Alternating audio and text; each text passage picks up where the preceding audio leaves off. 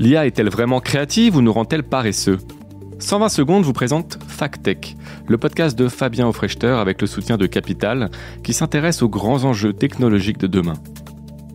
Tous les mois, un nouvel invité apporte un éclairage économique, éthique, social ou philosophique aux questions tech.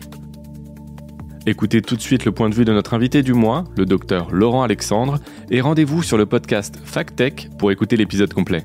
Bonne écoute. Alors, avant de parler peut-être intelligence artificielle, il y a la question de l'intelligence tout court. Et je me demandais, toi, qu'est-ce que tu penses de cette intelligence ? Comment tu l'analyses ? Et surtout, est-ce que tu penses que la créativité, finalement humaine ou non, ça repose sur autre chose que sur de la recombinaison ? Notre cerveau et l'intelligence artificielle ne fonctionnent que par recombinaison.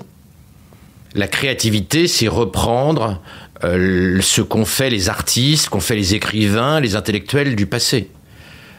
Quand on est Einstein, on s'appuie sur la physique newtonienne, même si on la dépasse. On s'appuie sur toutes les théories de l'électromagnétisme qui ont été développées par les Maxwell, les Ampère, les Coulomb au XIXe siècle, etc. Donc nous recombinaisons toujours. Picasso d'ailleurs disait que les grands artistes étaient des grands voleurs, des grands recopieurs. Je crois que ça résume assez bien ce qu'est notre intelligence. Nous créons à partir de ce que nous avons appris. Et c'est la recombinaison des savoirs du passé qui a de la valeur et qu'on appelle créativité. Alors donc plutôt Racine que Perrault, si je résume.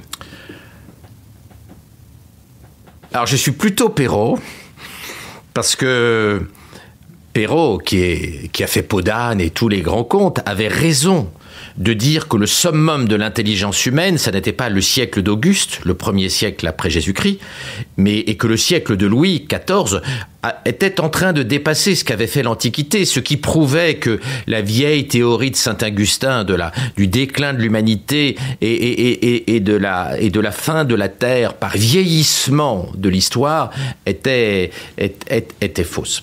Donc, je suis du côté de Perrault dans la querelle. On dit souvent que la créativité humaine, elle émerge souvent de la gratuité, de l'absurde, parfois même de l'ennui, qui dans un bâillement avalerait le monde. Les IA, elles optimisent une fonction, mais est-ce qu'on peut vraiment parler de créativité sans finalité explicite ? Ou est-ce qu'il faudrait changer de paradigme technique ? L'IA a une finalité implicite. Elle est éduquée à partir de contenus qui ont été produits par l'humain. Elle ne s'est pas autonomisée par rapport à l'intelligence humaine.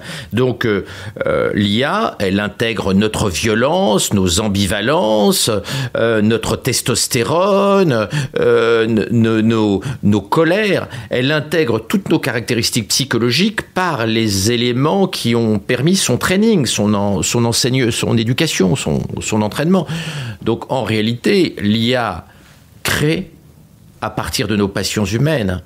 Notre surmoi, au sens freudien du terme, est le principal moteur de ce que produit l'IA au travers de son éducation faite aujourd'hui, principalement à partir de données humaines. Alors c'est plus tout à fait vrai, il y a maintenant des datas synthétiques, on commence à produire des données produites par l'IA pour éduquer l'IA, mais ces données synthétiques en réalité sont contaminées par le psychisme humain.